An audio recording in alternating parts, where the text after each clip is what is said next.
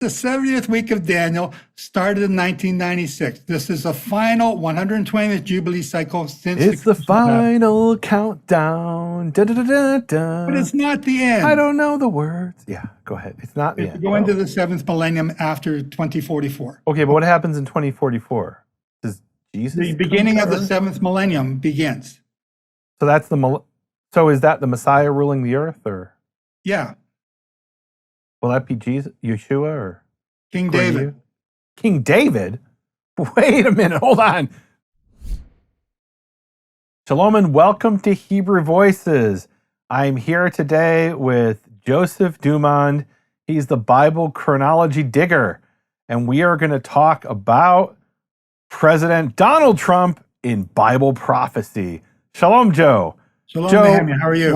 We're recording this in December of 2024, but planning on releasing it just before the inauguration, the second inauguration of Donald Trump in January of 2025. And there's people who are sitting at the edge of their seat there wondering what is going to happen with Donald Trump as the president second time around. Joe, I'm handing it off to you. And not just what is your opinion, what do you believe or know from Bible prophecy? Well, I liked Donald Trump when he was first elected in 2016, when he took office. I thought he was doing pretty good things, making things happen. The second half, I wasn't that impressed with his quoting a lot of conspiracy teachers out there. So I sort of lost a little bit of faith in him then. I still like the man. He gets things done. He sort of waves his fist over here and everyone's looking at the fist, but he's coming around here with a clubhouse and getting stuff done. So on that regards, I still have a good favor of President Trump, President-elect Trump. I wrote a book. My very first book I wrote way back in 2009, published in 2010, called The Prophet of Abraham. And in that book, I'm showing people Jubilee cycles, and that's basically all I talk about. So I showed how the presidency, one of the strongest nations in the world, the United States, would be taken over by a weak leader. And then it would have a hawk, a very strong leader, come on the world scene. And the world wouldn't tolerate the hawk because they got used to the wimpiness of the United States. Mm-hmm. Now, I thought that might have been Obama. And then now I'm starting to think it might be happening this time around. If you look up in the dictionary, weak leader, there's actually a picture of Joe Biden next to it. Meaning, whatever your politics are, the world laughed at America for 4 years, saying we can do whatever we want because this guy didn't even know what day it is, and he's not running the show. Yeah, that was bad. I mean, everybody, especially after he announced that we defeated Medicare, like nobody could say now that, oh yeah, he knows what's going on. At least some of the time he doesn't. We have a world in chaos now because of the weakness of the United States. Mm-hmm. And you're not even American, right? Or you're North Canadian. American, but okay. We still love you. Yeah. Well, Trump just offered to make us his 51st state, so we may get something going. Anyway, back in 2015, I made this video about Trump, and or had this video made about him, and I showed you where we were in prophecy. And at that time, the thing I was trying to point out was the Paris Accord. Now, the Paris Accord was the newest name to the United Nations Environmental Program, created in 1972, which is what I'm saying is the Daniel 9 covenant made with many. Everyone's looking at the Oslo Accord or something else, and they're trying to make it fit a 7-year pattern. It's one Jubilee cycle, one feast of... And help me out here, Paris Accord, or what is it called? Paris Accord is the environmental global warming United... Is that like the Greta Thunberg, everybody should freeze to death that kind of thing? Yeah, that sort of thing. So it's about global warming, saving the world from the evils of men. We're going to save the world by have everybody, freeze to death up north. Okay, well, makes a lot of sense. Really what it is just, it's a money grab, being money sent to the United Nations in order for the poorer nations of the world to get money. And this is what COP29 was about this year. I don't know what that is. COP29 is the Conference of the Peoples, I think it is. They've had a number of these conferences every November, every year. And, a lot of the poor nations are getting excited because the rich ones are supposed to give them trillions of dollars. Uh-huh. And, I was even, when I was in the Philippines, they wanted to talk to me about how can we get this 80 million that's on the table. And my message was something that they could use to get it. But it's never going to happen because the rich nations are supposed to give it to them. China is claiming to be one of the poor nations, a developing nation, therefore they're not involved. They're going to be receiving the money from the United States, which is crazy. But that's what this is about. And that's sort of not what we're talking about here, but that's what Trump came in 2015 and signed the deal to eliminate the Paris Accord. Oh, okay. Which Obama signed just before, right after Trump got elected, and the whole world signed on to it at that time. So this has been growing since 1972. Let's back up. There's some kind of series of international treaties that are prophesied in Daniel. Let's read Daniel. Okay. You want to read it? Where is this in Daniel? Daniel 9, 25, verse 6. Daniel 9:20. And look, guys, even if you don't accept what Joe is saying about his interpretation, how often do you open up Daniel 9:25 and 26 and even try to understand what it's talking about? Do you want to read it, and then I'll comment maybe on some of the Hebrew issues? Oh, it's actually 27. 27, okay. And he shall confirm a covenant with many for 1 week. And who's he here, according to you? Okay, so for me, this he is the spiritual bad guy. Is that what Christians usually call the Antichrist?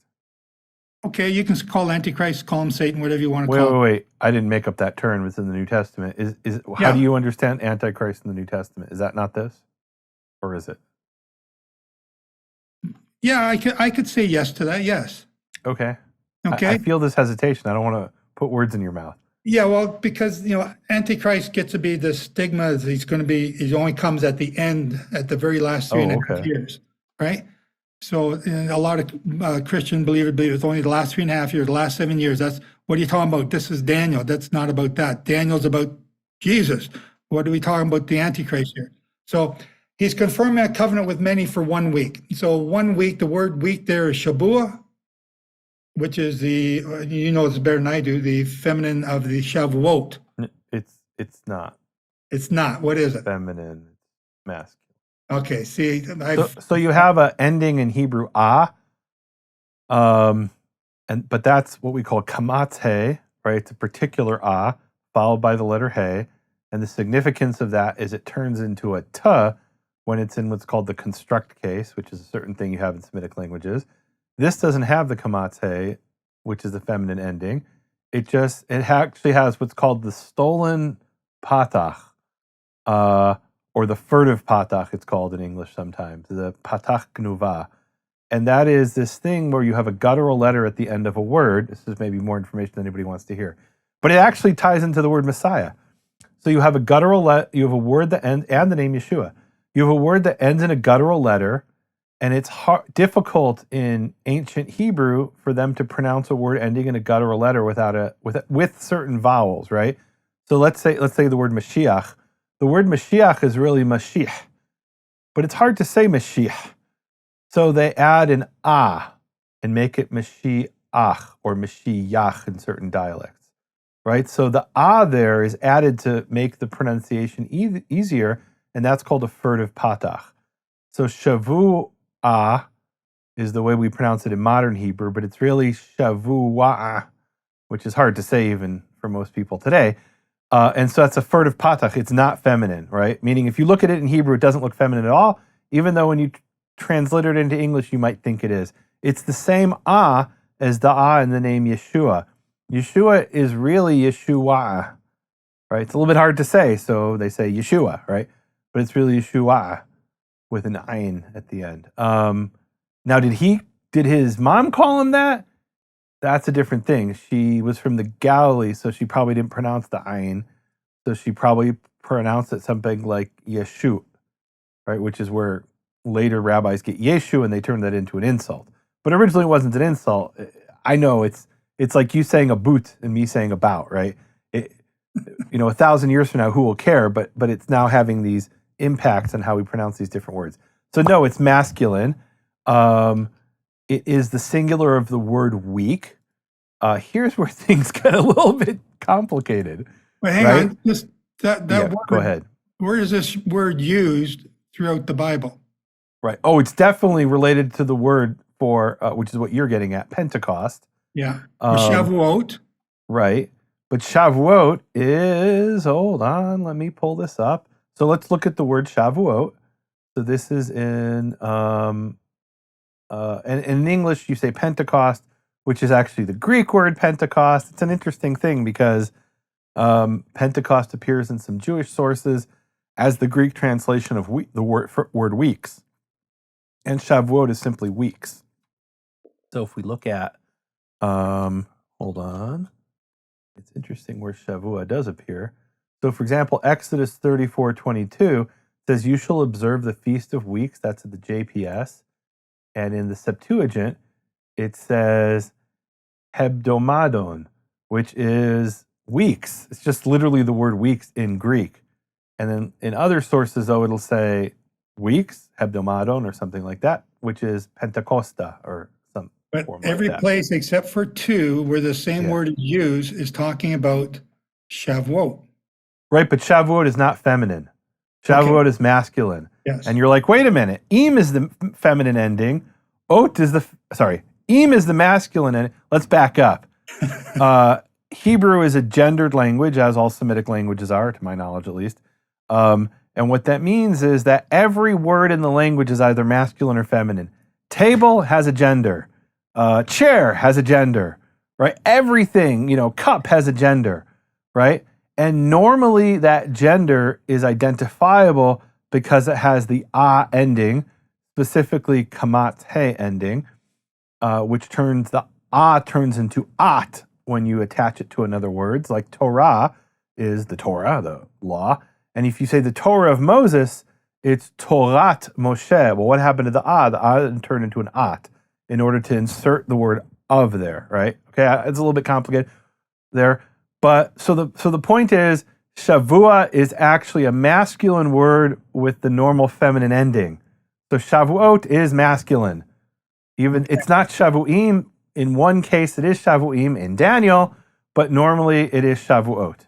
So I said Shabua was Shavua. feminine, and you corrected me on that. Right. And now you're saying that I was right because No, you're not right. I'm not. It right. has the feminine ending, but it's still masculine. You have okay. words that have a feminine end. So here's a little bit of a complication.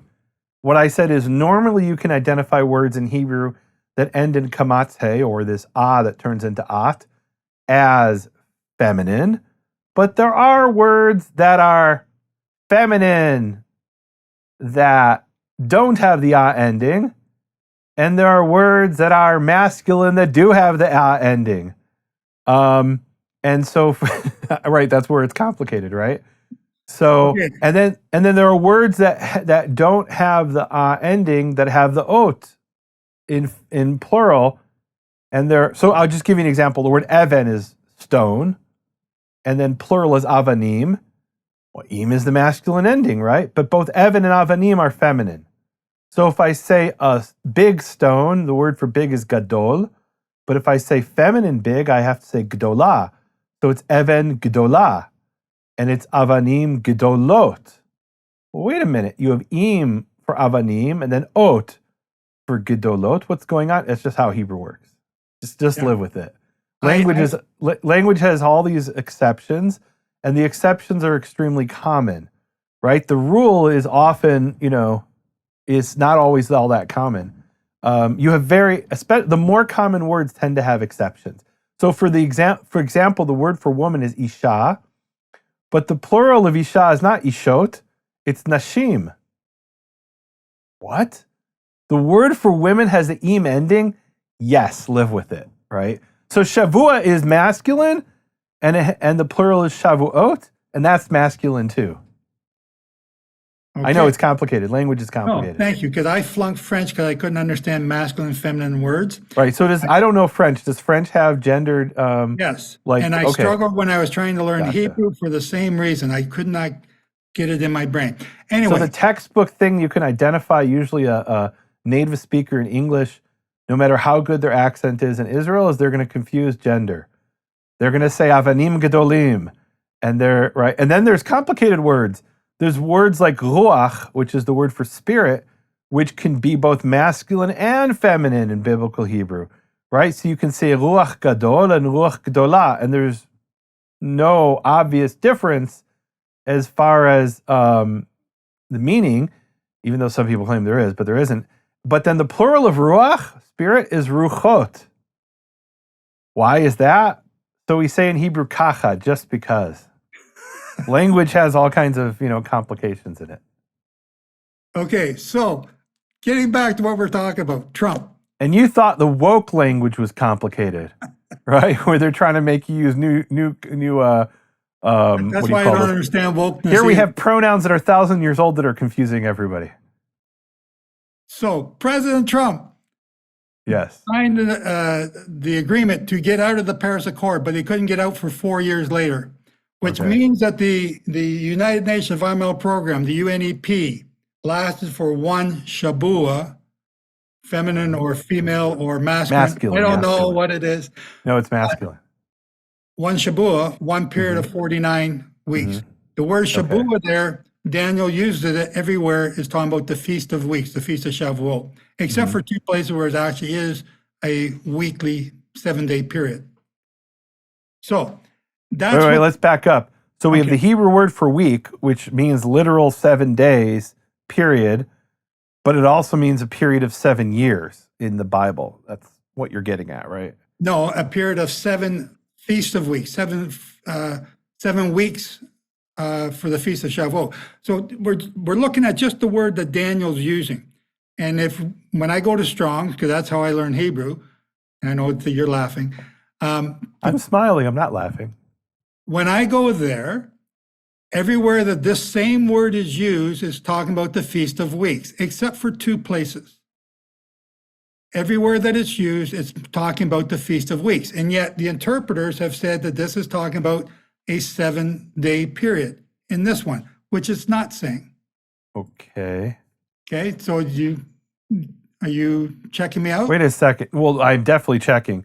But you're talking about Daniel, and you're saying there are people who say Daniel, what was it, 9:27 is a literal 7-day period? Yeah. Do you want me to share my screen? I'll show you what I'm talking Sure, about. please. Okay. So the word Shavua isn't always. So I'm going to go to my Strongs. Yeah. So here's the word here, covenant made with many for 1 week, 7620. I click on it and I get the, where is it used? No, I saw it was down there. Oh, there it is again. There it is, right I here. don't know why you have. Okay, so everywhere that this word is used, except for two, it's talking about the Feast of Weeks, Shavuot. So, Exodus 34:22, Leviticus 12:5, Numbers 28:26, Deuteronomy 16:9-10, Deuteronomy 16:16, 2 Chronicles 8:13, Daniel 9:24. I see what you mean. So, for example, Deuteronomy 16:9-10, it appears 3 times, right? So the number isn't exactly what you're saying. Right? It has 19 occurrences in theirs. Yeah, For some reason, I'm coming up with 17 occurrences, but that might just. Oh no, I'm having 20 occurrences actually. So that'll be interesting to see which one's different. But okay, let's not split here. so anyway, you can go Yeah. and search this out yourself, or the viewer can go and search this out. But that's where I'm coming from. And he's talking about a feast of 49-day period, which I interpret to be a 49-year period.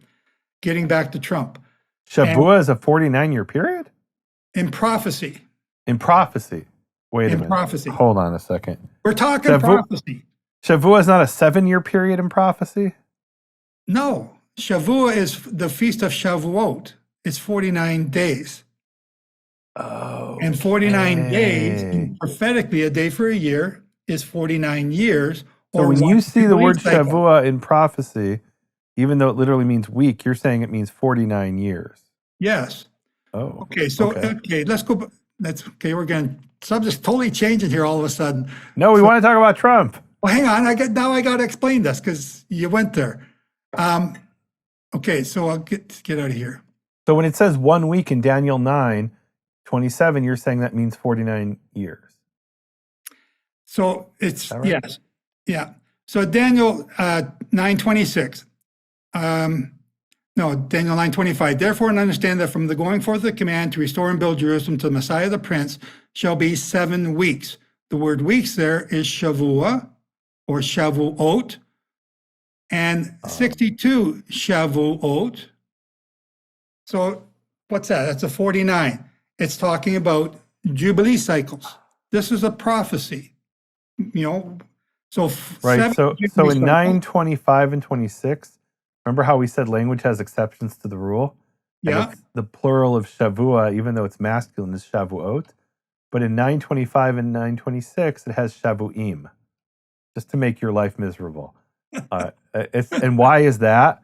The real answer is that Daniel is in a different dialect of Hebrew than other parts of the Bible. That's my answer, at least. Okay. And I got it. So we're going here. Just give me So a there it's Shavuim, actually. Where am I going? I'm going here. I can't even find stuff on my own site now. Where am I doing? So wait, so when it says Shavuim Shiva, 7 weeks, you're saying that's 7 times 49? Yeah. Yeah, exactly. So let me show it to you Okay. here now. Okay. Yeah, show me.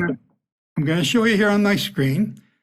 And this is where I'd like to get you in front of my big banner because big what am I banner. doing? Showing the screen. So we got a conference coming up in February down at the National Religious Broadcaster Show in Grapevine, Texas. Okay. And we have a huge banner, it's 20 foot long by 10 feet tall. And we show everything here on the banner so you can see it all in one spot. So Daniel's talking about 7 weeks, 749, 7 Shavuot, 7 and Jubilees, or 749 as a day for a year is a Jubilee cycle. And it says, from the going forth of the command shall be 7. So most Christian prophecies take the 7 added to the end for the Great Tribulation and then put the 62 first. But that's not what it says. It says 7. 7 Shavua or Shavuot until Messiah. So from the going forth of the command is the Exodus. So right here, I've done the entire chronology of man. And here is the Exodus in this Jubilee cycle The here. Exodus from Egypt in the time of Moses. Yes, Okay. And when it says minus 13 whatever, that's BC. BCE. Okay. Before Okay, so the I had common negative era for BC years. or before Christ. And remember, according to Joe, Christ was born in 3 BCE. But okay. Let's not get picky here. On the left-hand side is the Gregorian calendar. On the right-hand side is counting from the creation of Adam. But they're exactly the same time, just 2 different ways of counting time. Okay, so the one on the right is counting up, and the one on the left is counting back from BC. Yes. From the years 1 or 0. Or 0, yeah. There's no 0. But Okay. So this is the Exodus. Now, Daniel 9:24 is talking about 7 Shabua. So 7 Shabua, you count them here, 7 Jubilee cycles from the Exodus brings you to just before the time when King David is born. King David is the anointed prince. He was anointed by Samuel in the second, when he's a young boy. He's anointed by Judah in 1010. He's anointed by Israel in 1003 BC. That's who this prophecy is talking about. So to put it into modern woke terms, the occupation of Jerusalem by the Zionist entity began in 1003 BCE. I believe that's what you're saying. Don't go woke on me. I can't take it. All right. Okay. The second part. Those Jewish colonizers, European colonizers, 1003 BCE. They got to Israel before the Germans even got to Germany. Incredible. The second part of that prophecy says, and 62 weeks or 62 Shabua or 62 Jubilee cycles. Wow. And that, if you count from here, from the Exodus, that brings you all the way down to 69. And the 70th week. Or no, 69 what? What's 69? 69 Jubilee cycles. So I got 69 okay. in the middle here representing the Jubilee cycles. That brings you to 1996, the last Jubilee year. Okay, so here's where we're getting into the Trump territory. So, yeah. So the world's going to end at the end of No. Maybe that's not the right term, but No. The end times will begin at the end of the 1996 Jubilee cycle? Or? No, the end times begins. We're going to talk about that in the session that you don't want to talk about now, afterwards. Okay. Right. There's a part where we want to discuss that if we put it on YouTube, we'll get banned. So we'll save it for it'll be on my website, where if you log in, you'll have access. And if you don't log in, you won't be offended. You won't even know about it, because we're not putting this out to the public, because we'll both get in a bunch of trouble. All right. We'll save that for part 2. So 70th week Let's of get to part 2. That's the part I want. The 70th week of Daniel started in 1996. This is the final 120th Jubilee cycle since It's the final countdown. Da, da, da, da, da. But it's not the end. I don't know the words. Yeah, go ahead. It's not the We end. go into the 7th millennium after 2044. Okay, but what happens in 2044? Does Jesus? The beginning of the come? 7th millennium begins. So that's So is that the Messiah ruling the earth, or Yeah, will that be Jesus, Yeshua, or King according to David. you? King David? Wait a minute. Hold on. You're saying Yeshua is not going to come down as a flesh and blood king in 2044 or whenever the 7th millennium? No, I'm not begins? saying that. You're not saying that. I feel like we have double negatives. Just so you know, I'm going to get off of this, but that same picture is the one behind me here. So you can look at it. Okay, as wait. So you didn't confirm what I asked. So I Okay. don't know what the answer is, So- but that's fine. People No, can no, read your let- book on hang on. sightedmoon.com. Let's confirm it. We'll confirm it. Okay, I'm going to confirm Okay. it with you. You're going to actually confirm it. Okay. Okay. So we're going back to Daniel 9 here. Yeah. Know therefore and understand, from the going forth of the command to restore and build Jerusalem to Messiah the Prince. Who's Messiah the Prince? Name it, quick. Well, I mean, as a Jew, I would say I don't know what his name is. Yes, yet, you do. Because, I Who do. else is called Messiah the Prince? Lots of people. Saul, David. Saul was? Oh, yeah, that's right. Absolutely. He's called Mashiach Yehovah, the Messiah of Yehovah. Okay. David says, I dare not put my hand and touch the Messiah of Yehovah. Meaning, even though Saul was trying to kill him, David, even in self-defense, didn't dare lay a hand on Saul. You could say that's prophetic if you'd like. Okay. Because he is, according to David, Saul was the Messiah, the anointed of Yehovah. Okay, so at that now, time, at but least. you also said that this also was referring But obviously, this to isn't about Saul. I mean, you've also said it was referring to King David in Ezekiel, right? sure. And King Yehu and King Solomon, according to the So Tanakh. now this prophecy is not talking about anyone else. It's talking about one. And you know who he's talking about, because it says, and after 7 Shabuah shall be Messiah the Prince. So after the 7 Shabuah from the going forth of the command, we ended up with the birth of King David, Messiah the Prince. Okay, So now- okay, I got where you're coming from. But let me just But ask this let me question. finish my thought. Let me Go finish my ahead, thought. finish. Yeah. So the subject here in verse 25 is Messiah the Prince, King David, after 7 weeks. And the subject still is King David after 62 weeks, which is 69 Jubilee cycles, which was 1996. So who's coming back at this time? Nehemiah? So according to what you're saying, King David's coming back in 1996? Not according to what I'm saying. What does the verse tell you? Who's the subject Well, of who the knows verse? what the verse tells me? If I knew that, You do then know that. I would have written the book, not you. Messiah the Prince. After 7 weeks was Messiah King David. The same subject, the same sentence is talking about the same Messiah the Prince after 62 weeks. Who's that? King David. So King David's coming back in 1996? No, he's coming back after that time. Oh, in 2044. Well, but actually before that. Oh, Okay. what year?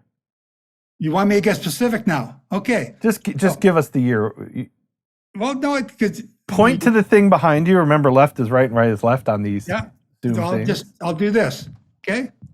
So let me get rid of you. Hang on. Make that a little Joe is bit getting bigger rid so of you can me. see it. Okay. Okay, so we're way off subject. This wasn't even going to be part of this conversation. What is this? Is Donald Trump King David? What are we saying No, I here? didn't say King David is King David. Look, I was reliably told that by the left that when Donald Trump came to power, J.D. Vance would remain president for 30 years. Is J.D. Vance King David? Does the D in J.D. Vance stand for David? Jesus David Vance? I have You've no heard it idea here who for the you're first talking time, to. people. Okay, so Prove it's we not have so. we have this prophecy that Jesus himself said, or Yeshua himself said, as it was in the days of Noah, as it was in the days of Lot. Okay. So judgment began. So we go back to the time of Noah, and we look at that one first. And Noah, right here. So 1656 on the right-hand side. Can you see that? So it's 1656 from the birth of Adam or something like The that? creation of Adam. Okay. That's Creation, when that's when the flood took place. And that's the same year as 2181 after creation. So that is the 4th year of the 6th sabbatical cycle. When you compare that to me, that right here, I've got 2033 marked out on my screen if you're looking at me. Right, I'm pointing at it. You see that? Okay, so that's what we're comparing it to. Now we come to the days of Lot. Lot was the year before Isaac was born. Sodom and Gomorrah destroyed 2047, which is equal to the year 1790 BC. And you compare that to our Jubilee cycle now, and it's the 3rd year of the 6th sabbatical cycle. Both cases, judgment is taking place on somebody or some group of people. And then we discovered this other one, which we didn't know about, and Luke doesn't say it, so I can't use it to prove my case. But I'm saying, here, look at this. Here's the 7 years in plenty from 1607 BC to 1601, and the 7 years of famine from 1600 to 1594 BC. I just use different colors to highlight different things I'm talking about in my charts. So that's also the 3rd year of the 6th sabbatical cycle. Now, as it was in the days of Noah, as it was in the days of Lot, and we compare that to our time now, so shall it be in the last days. In the 3rd year or the 4th year, which in between the two, in the 6th sabbatical cycle is judgment. Now, I don't know if I think I've mentioned this to you before. You may not have understood, but Probably not. I looked at Yeshua's birth or death and resurrection according to Passover, and I wondered how the fall holy days fitted into this understanding. I know that the 8th day is the same as it has similar teachings to Shavuot and similar teachings to the Feast of Trumpets. So as a hypothetical thing, I made the 8th day the Jubilee year 2045. I'm sorry, the 8th day of what? You lost me. 8th day of Sukkot. Shemini Atzeret. Okay, so the 8th day of Sukkot or Shmini Atzeret, you're Is saying equal to or prophetically similar to, turns yeah, out to 2045. prophetically. 7 days before that, here in the blue, from 2044 to 2038, is the week of Sukkot. That's the marriage that takes place at the end of the 7th millennium. 5 days before that is 2033, the Day of Atonement. 10 days before that, it represents the Feast of Trumpets, 2024. So Daniel 9 is telling us something's coming in the middle of this 70th week or 70th Jubilee cycle. Wait a minute. Hold on. So, I'm sorry. Finish your thought. I don't want to interrupt you. No, it's okay. I enjoy this with you. We've counted the 70 weeks here. It's talking about Daniel coming at this time. Something was going to trigger it in 2020. That's the middle of the week, the middle of this 70th week of Daniel 9. Okay, wait. So you let me explain to the audience. I hope I'm getting this right. So you're understanding. So in the Hebrew calendar, in the Torah, in the Exodus, Leviticus, and Numbers and Deuteronomy, it's in each of those books. We have this. Particularly in Leviticus and Numbers, we have 22-day. Oh no, put that back up. We have a 22-day feast period beginning with Yom Teruah, which most Jews know as Rosh Hashanah, and ending with Shmini Atzeret, which most Jews know as Shmini Atzeret, or Simchat Torah in Israel. And you're saying that the years 2024 through 2045, if we superimpose that 22-day pattern, that's the 22 years, 2024 to 2045, right? Is that right? Right. Yes. And okay, so prophetically 2024, which we're recording this, it'll be over when we broadcast this, presumably, unless this revelation is so great that I can't even wait a month, although my editor might need a month. So 2024 is prophetically Yom Teruah, which according to a program we did a month ago, although for you and me it was an hour ago, on YouTube, where we talked about the truth about Christmas. So Yeshua, you believe, or Jesus was born on Yom Teruah, which is 2024. So prophetically, what is the significance of 2024 in the life of Yeshua's You've rebirth? now, you got it. Everything you just said is correct. I'm trying So- to understand. I don't see I know. So 2024. I'm missing a piece of the puzzle. 2024 represents, the 10 days of awe, Okay. the start of the 10 days of awe. Tell the non-Jewish audience what the 10 days of awe are. So the 10 days of awe are the 10 days from the feast of Yom Teruah to Yom Kippur, from the day of the Feast of Trumpets until the Day of Atonement, 10 days later. Those are the 10 days that you are to repent and forgive sins and hopefully be forgiven for your sins so that your name will be found in the book of life. The shofar is blown every day. The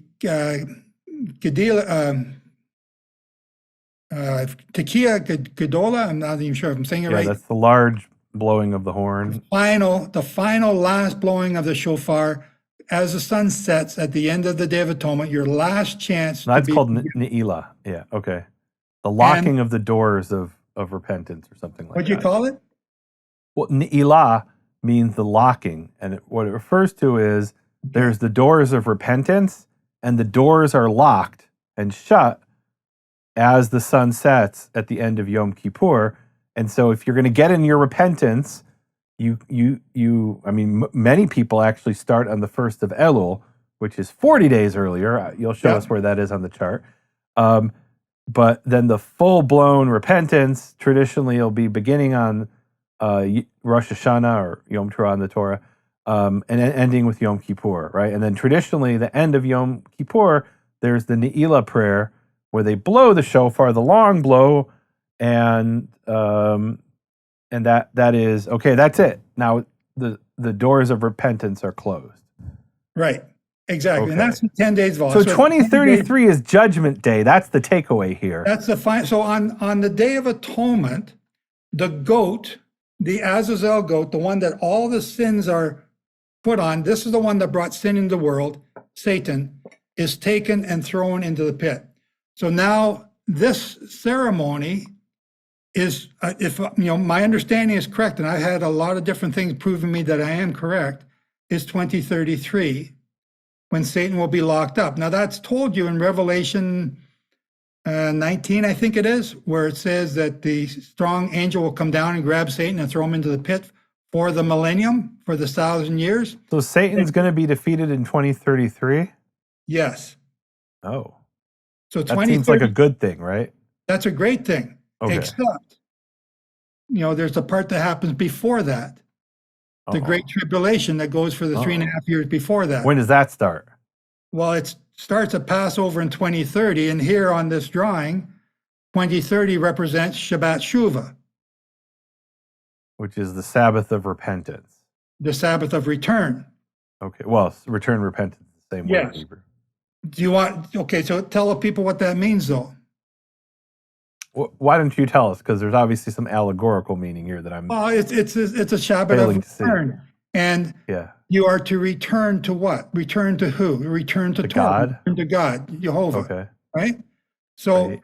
that's the time, but it's also the time when Israel will be returned to the land. So the ingathering of the exiles will be 2030. Yeah, but there's a little twist to it Uh-oh.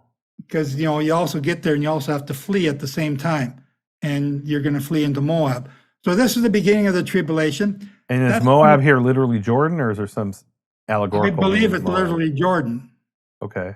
Okay, actually, the boundaries of Moab, not Jordan, because the man is also in Right. Jordan. Jordan south of the Arnon River, which is Wadi Mujib. Okay. But Yeah, do not go into man, southwestern. because the man's going to be destroyed. okay. But here we are, we're at the end of 2024, we're about to begin 2025, and here's all this stuff. So the other part that I do is God said in Deuteronomy that if you're not going to obey me, I'm going to give you the plagues of Egypt in the last days. And what are those plagues? The rivers drying up. We talked about this on an earlier teaching. The 10 gods of Egypt are what I'm watching for now. You're talking about Trump. We're going to get back to Trump in a minute, trying to.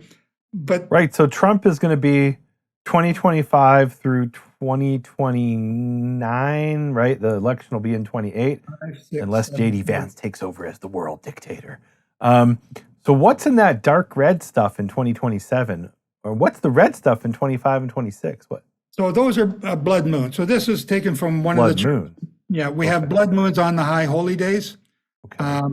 At fall, Passover and Sukkot. And so we recorded the blood moons to see if we could see a pattern, and I found a pattern. They generally do come just before disaster strikes. So we had a blood moon, Passover and Sukkot in 2020, 2014, 15, and 16. We had blood moons on the high holy days at that time.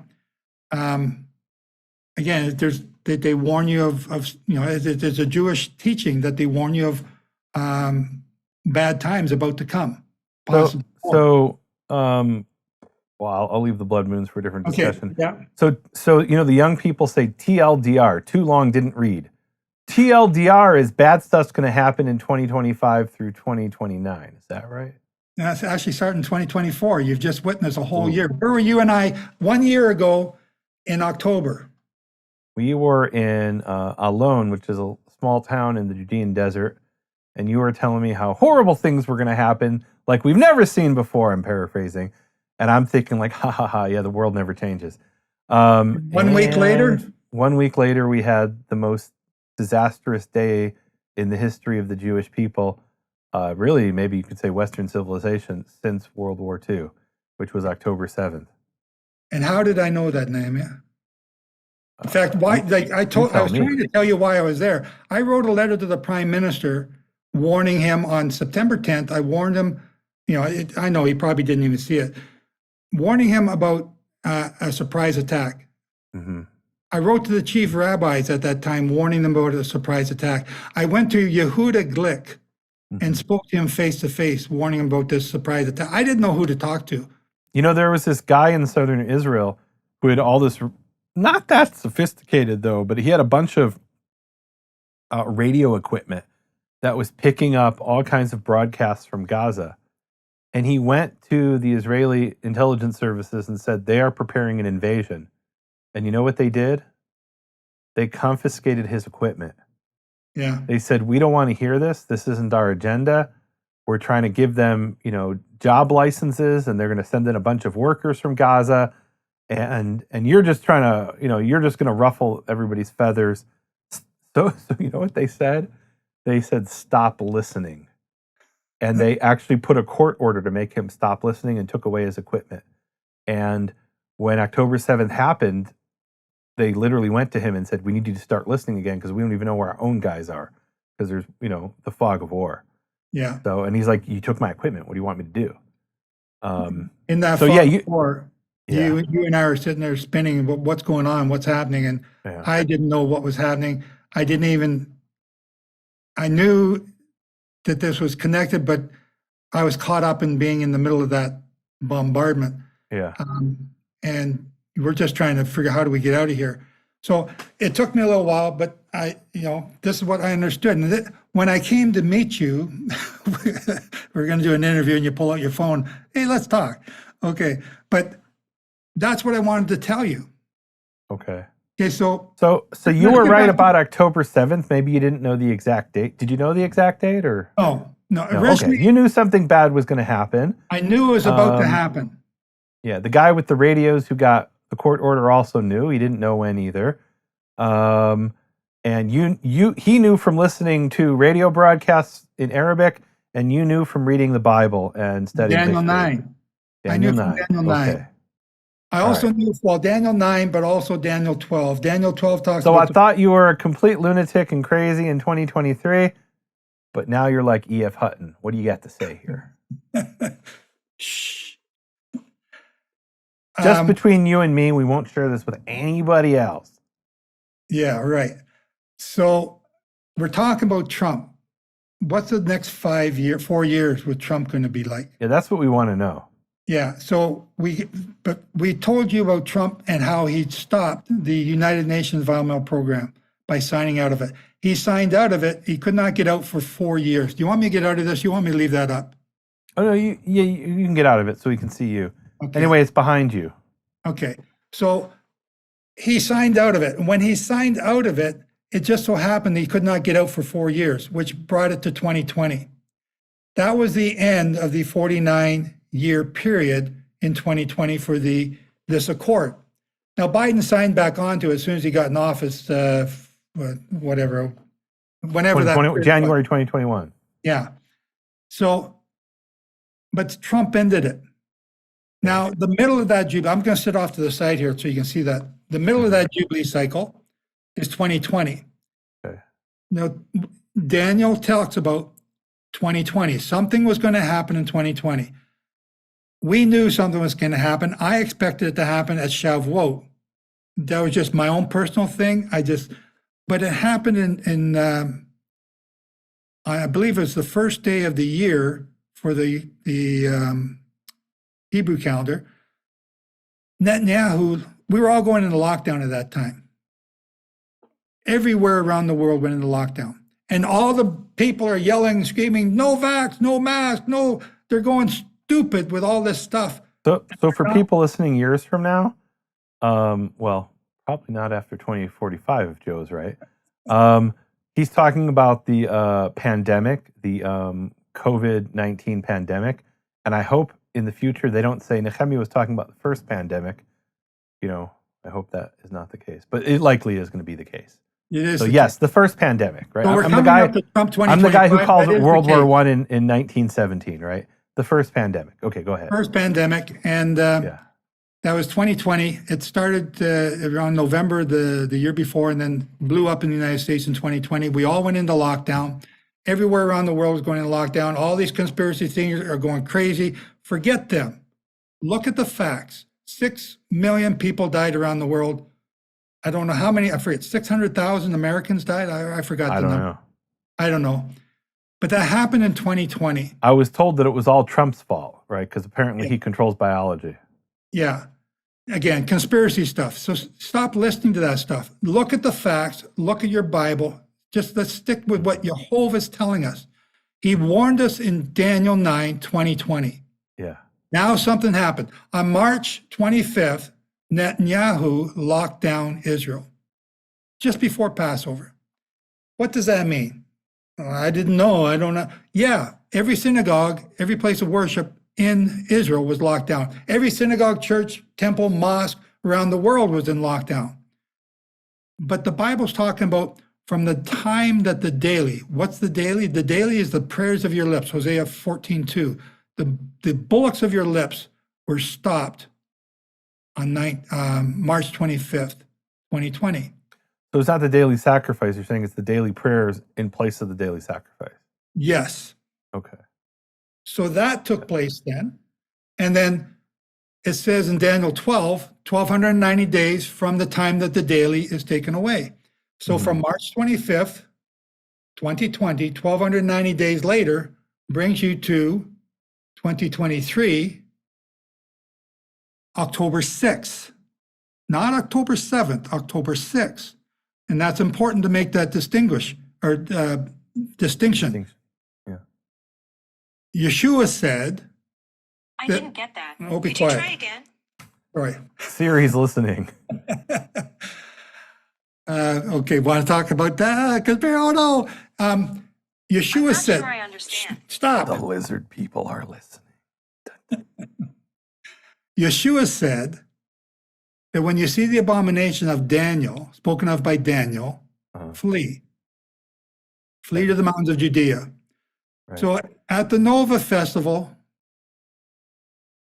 and 1,200 people were killed that day.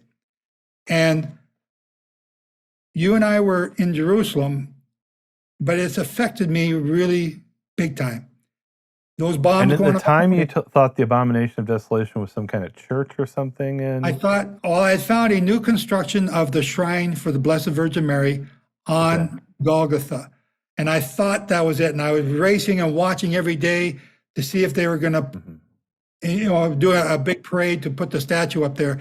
And on October 7th, they had this huge procession going up to the shrine, and they kept running back in because of the sirens. And they tried to go up to 3-4 times, and I'm watching and I'm waiting. Where's the statue?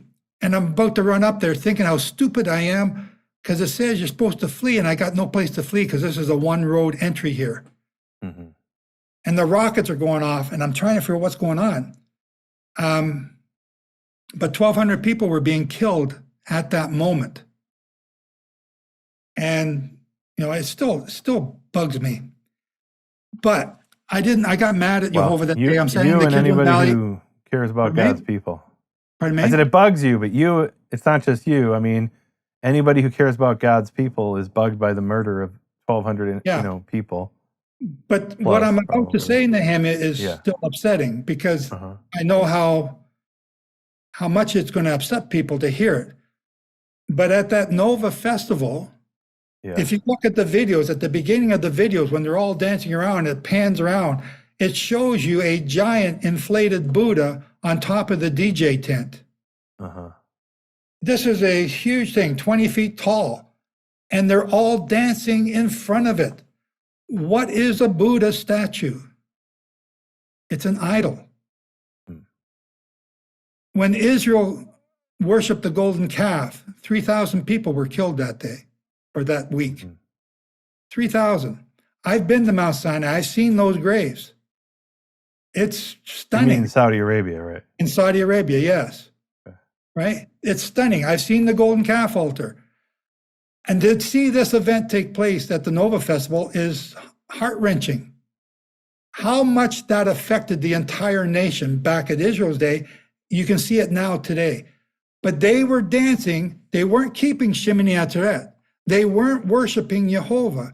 They were having a rave, a wild party around Buddha. Now, Buddha in Judaism is an easy God to get along with, because Buddha doesn't kill Jews. Christians kill Jews.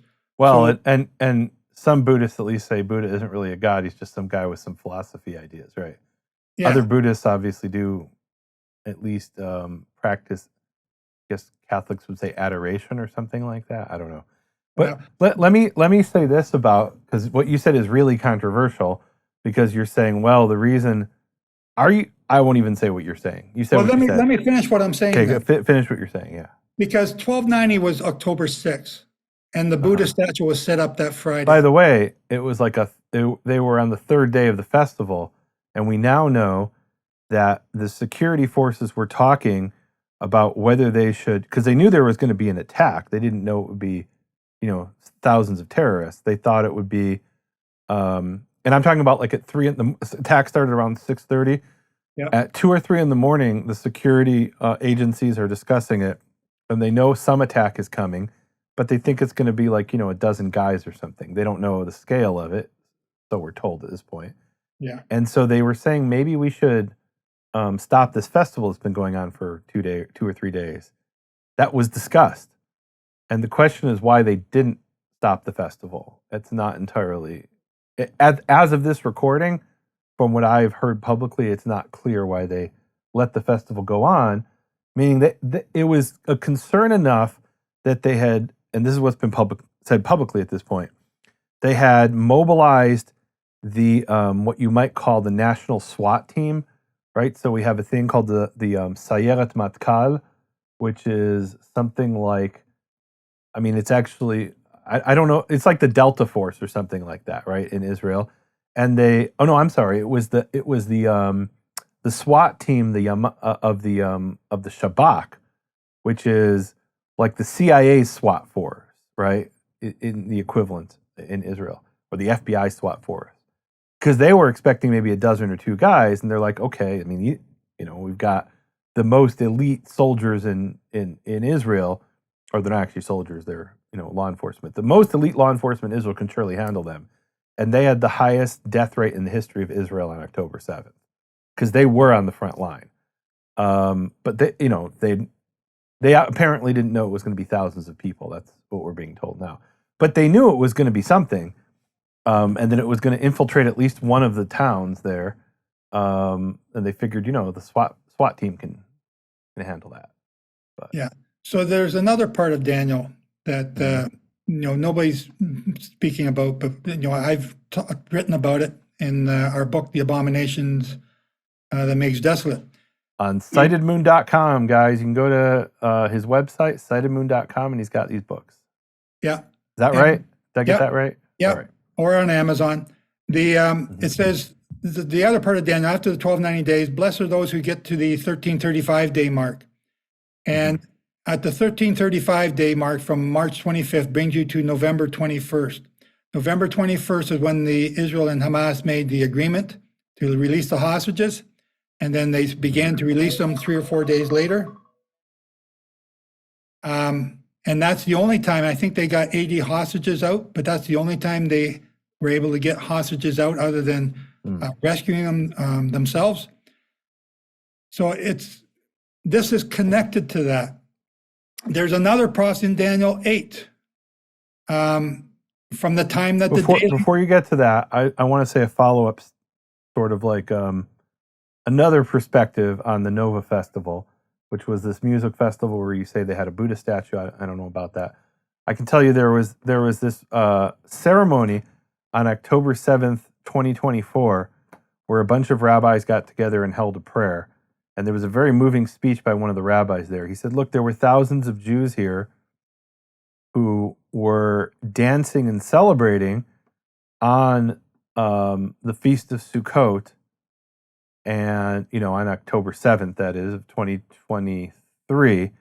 And he said, these people weren't religious. It was Shabbat, right, where they were at a party, and they were secular people. They weren't religious, but something deep inside them stirred them to want to celebrate and dance. And the Hebrew word for feast is chag.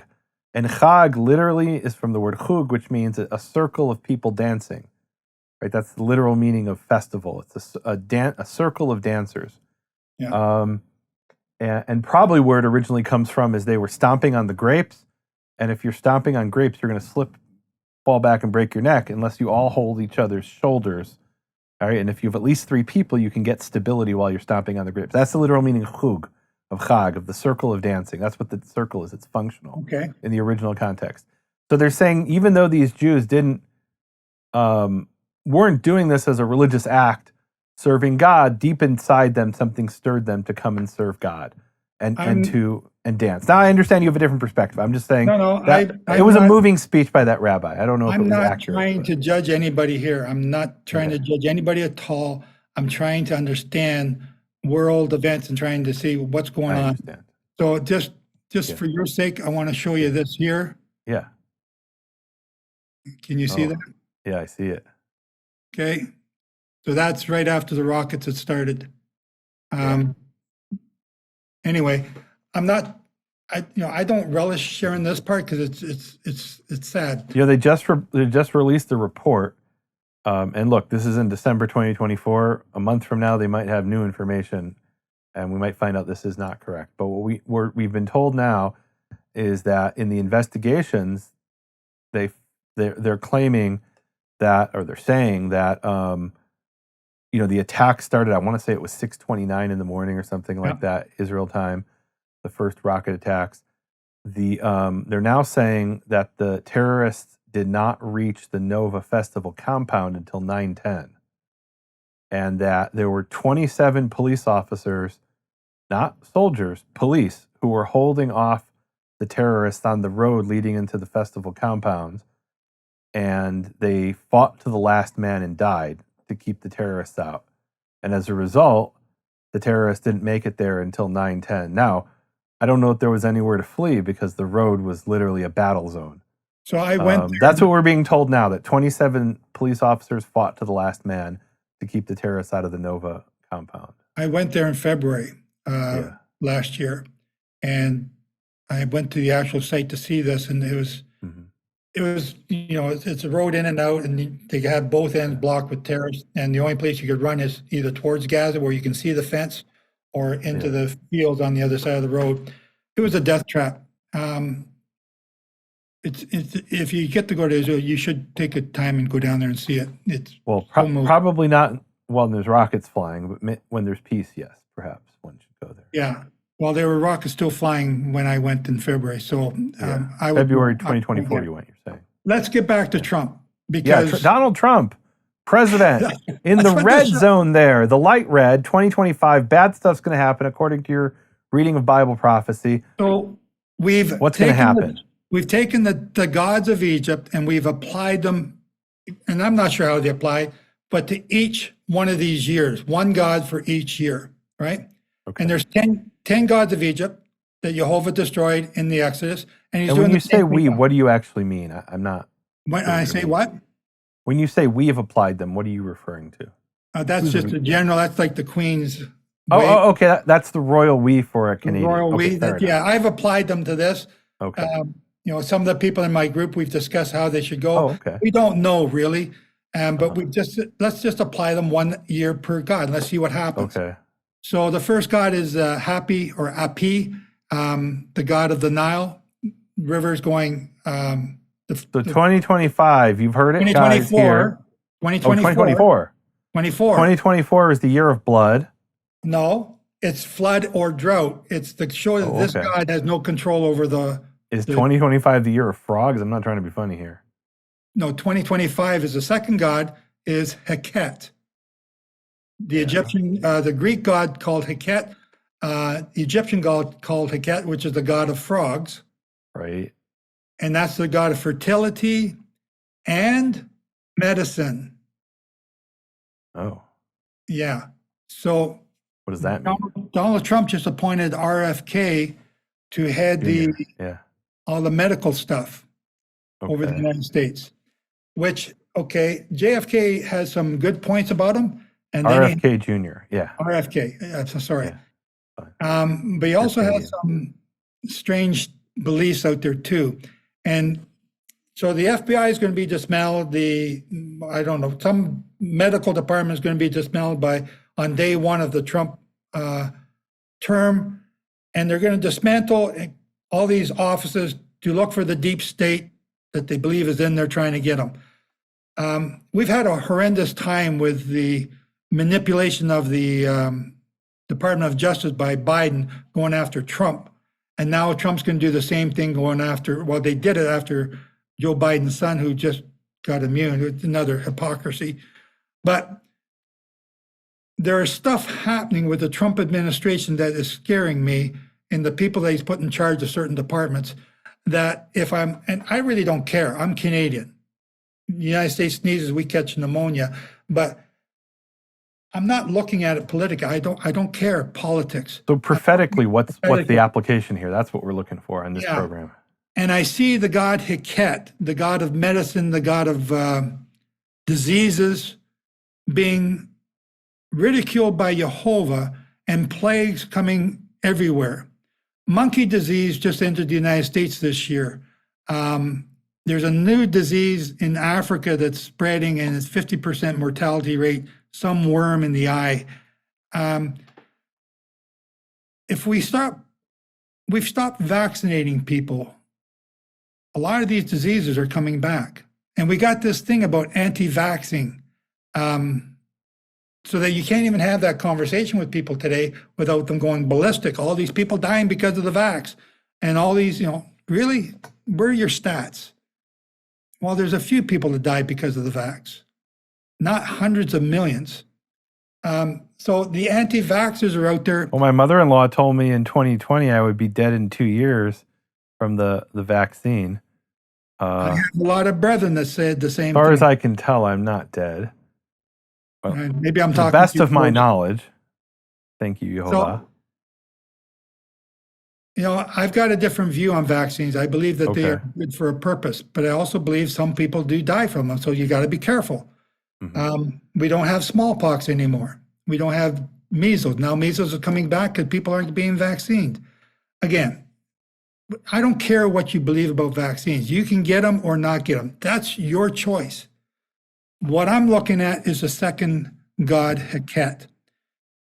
And it's going to be starting in 2025. And Heket is the god of of diseases in your interpretation of Egyptian? Fertility and diseases. So that's Oh, the fertility. frog god. This, the second plague of frogs, Okay. and that's the god Heket, who is the frog god. And then there's a third god. I forgot what they are. But then we get down to 2028, and that's when the Revelation 9 Apollyon coming out of the pit is supposed to take place. Each of these plagues during this cycle here also represents the 7 plagues of the book. Let's read the Revelation Apollyon 8. verse in Revelation. Just so Okay, we Revelation can tie 9. this into You want me to text. share it? I'm a text guy here. Yeah. Yeah, Okay. please go ahead. I'm sorry. So we're looking at Revelation 9. Revelation 9. You don't know your New Testament book that well? Come on, what's the matter with you? I can't say I remember off the top of my head where that is, but okay, yeah. 9:1. And the fifth angel sounded. Go ahead. And I'm just King James. And the fifth angel sounded, and I saw a star fall from heaven unto the earth, and to him was given the key of the bottomless pit. Okay, where is Abaddon here? Keep going down a little bit. Here we go. And they had a king over them, verse 11, which is the angel of the bottomless pit, whose name in the Hebrew tongue is Abaddon, but in the Greek tongue hath his name Apollyon. Okay. Or Apollyon, maybe in ancient Greek, depending how you pronounce it, in Homeric Greek. Yeah. All So right. we go through each of the gods of Egypt, each of the 10 plagues, and we show them for each of the years during these next 7 years. And then the Great Tribulation. Wait, so 2028 is the year of Abaddon, and Yes. Apollyon. All right. Now, 2026 is when the 2 witnesses are supposed to start up. And then again, we go back to Daniel 8, and we get the 2300 days. What do the 2 witnesses do in 2026, according to your understanding? They stop all the rain. They stop the rain? Yeah. How do they do that? They say a prayer, and Jehovah says, okay. Wow. He stops the rain for 3.5 years. Do you know about Choni HaMe'agel? No. Choni HaMe'agel, or we used to call him growing up Choni HaMa'agal, but that's not grammatically correct. He was this figure who, the exact period isn't exactly clear, but sometime in the 1st century BCE, it would seem. And his name was Choni, or in Greek it'd be Onias. And HaMe'agel means the circle maker. And the legend we're told is that there was a great drought in Israel. And Choni drew a circle, and he made an oath, and he said, I will not leave this circle until it rains. And he prayed to God and asked for rain. And in his prayer, he said, I'm not going to leave the circle until it rains. And miraculously it rained. Certainly modern historians look at that, and it's the legend, of course. It's not in the Bible or anything like this. It's a nobody's Bible, right? It's a Talmudic legend. And even rabbinical Jews may say, well, that's just a metaphor, an allegory or something. But modern historians look at that and say, wait, circle drawer, that's magic, right? When you're drawing a magic circle and saying, I won't leave this circle until, something happens, that's definitely folk magic, which is being kind of transported into religion or faith or whatever. It's a very strange story. Because we're told the story about what a holy rabbi. He prayed this prayer and God answered his prayer. And we're never told what the significance of the circle is. But anyway, that's rain stopping, starting, not stopping. Okay, I don't know that story. Okay. But I do believe is it Revelation 11 where it says that the 2 witnesses are going to stop the rain for 3.5 years? Okay. I Let's think. read that. You got it? No, I'm looking for it. Okay. Verse 3, and I will give power unto my 2 witnesses, and they shall prophesy 1,260 days, clothed in sackcloth. These are the 2 olive trees and the 2 candlesticks standing before the God of the earth. Keep going, verse 6. And if any man will hurt them, fire proceedeth out of their mouth, and devoureth their enemies. And if any man will hurt them, he must in this manner be killed. These have power to shut heaven, that it rain not in the days of their prophecy, and have power over waters to turn them to blood. Oh, that sounds like Moses. And to smite the earth with all plagues as often as they will. Is that it? And when Yeah. they shall have finished their testimony, the beast that ascendeth out of the bottomless pit, that's Abaddon, shall make war against them and shall overcome them and kill them. Ooh, that doesn't sound good for them. All right. Okay. Go ahead. You read it. But they're only dead for 3 days, and then they pop up and go up and Wait, join. so they're resurrected after on the third day? Yeah, keep reading. Oh, wait a minute. So that does end well for them. And their dead bodies shall lie in the street of the great city, which spiritually is called Sodom in Egypt, where also our Lord was crucified. Huh? And they of the people, wait a minute. Isn't that Jerusalem? Okay. And they of the people and kindreds of and tongues and nations shall see their dead bodies 3 days and a half, and shall not suffer their bodies to be put in graves, and they shall dwell upon the earth. And they that dwell upon the earth shall rejoice over them, and make merry, and shall send gifts one to another, because the 2 prophets tormented them that dwelt on the earth. So they're happy that they're dead. And after 3 days and a half, 3.5, the spirit of life from God entered into them, and they stood upon their feet, and great fear fell upon them which saw them. And they heard a great voice from heaven saying unto them, Come up hither. And they ascended unto heaven in a cloud, and their enemies beheld them. So there's a transfiguration, or not a transfiguration, an ascension for the 2 witnesses. Yes.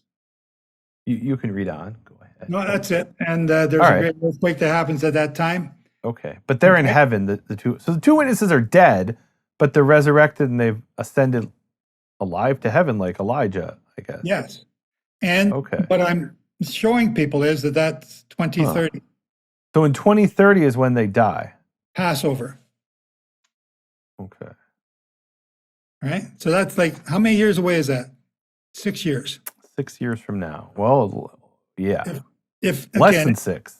if so, here we have 2044, Uh-huh. the end of the 6th millennium, the start of the 7th millennium, and then I don't care what your end time prophecy is, whether it's Jewish, Muslim, Greek, Christian, Catholic, Anglican, Protestant, it's all got to fit between 2024 and 2044.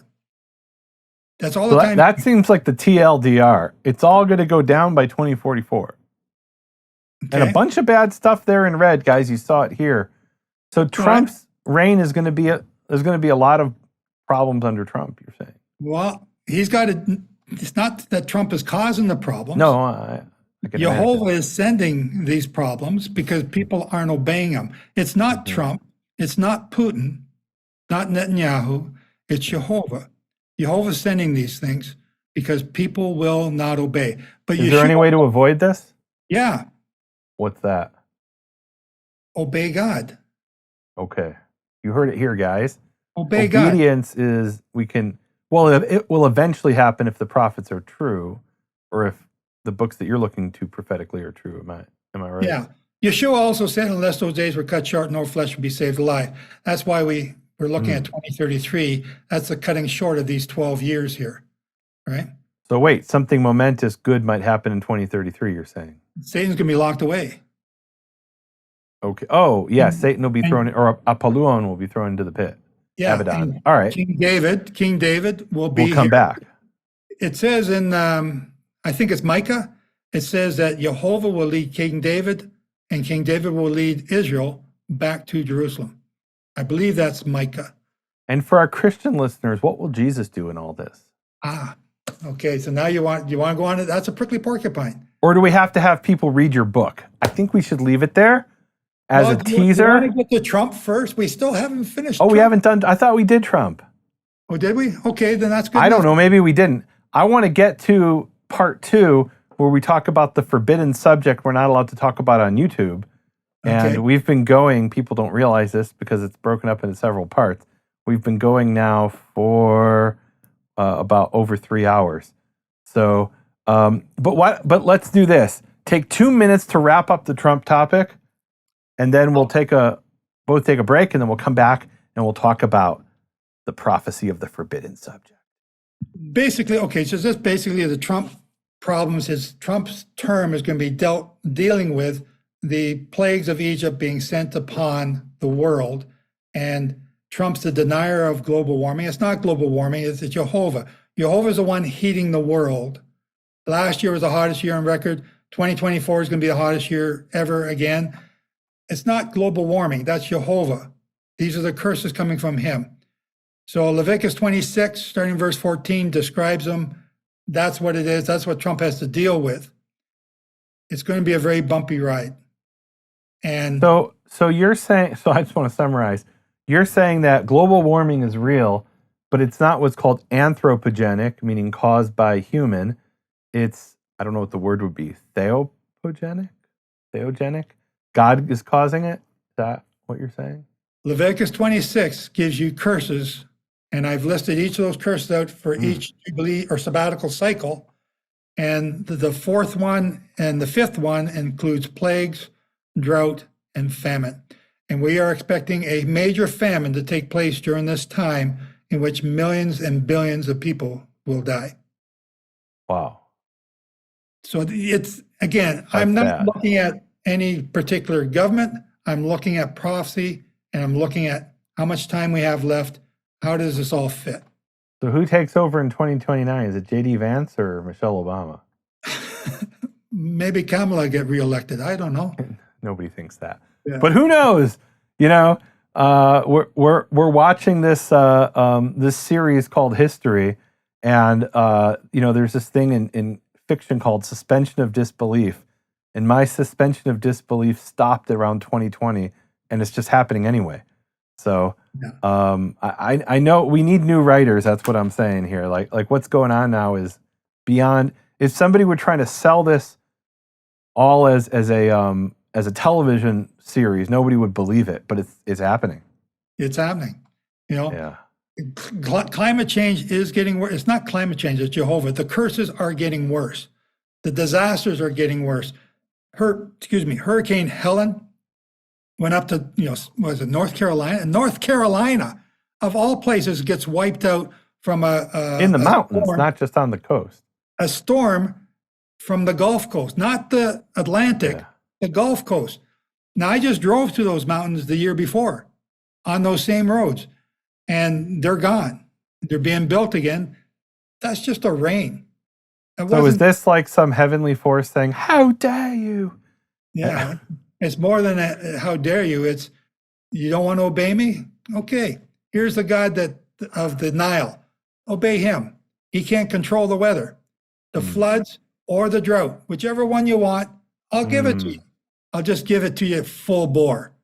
Wow. And, I'm not speaking on behalf of God. I'm not saying thus says Well, the you're Lord. interpreting his words, I think, and his Well, we all actions, interpret his words. for sure. So Nehemiah, because of you, Uh-oh. well, because of you, I learned about the crescent moon and the barley. Okay.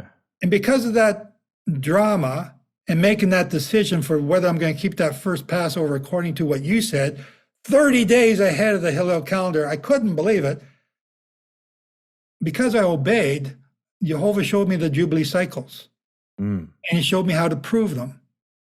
And then he Okay. showed me a whole bunch more. I've now got, I think, 71 sabbatical and Jubilee, 71. And you have a book that just came out about that. What's that book called? Is that The Stones Cried Out? The Stones Cry Out Part 1 is a lead up to it. I have to explain how the calendar got screwed up to explain how the Jubilees got screwed up. Okay. Book 2 is just about ready to be published right now. I'm just doing the final edits, and it goes through all the tombstones of Zoar. We've gone through all the tombstones of the catacombs, Western Europe, Southern Germany, and Egypt, looking for these dates that prove when the sabbatical and Jubilee years are. And we've got them all, and they all match. It's amazing. So I know beyond all doubt, it's not even a question. Whoops, how do we do that? 2044 is the final last year of this 6th millennial day. 2045, we will have our Messiah ruling over us. Whoever you want to call him, King David, Yeshua, Jehovah, he's going to be here.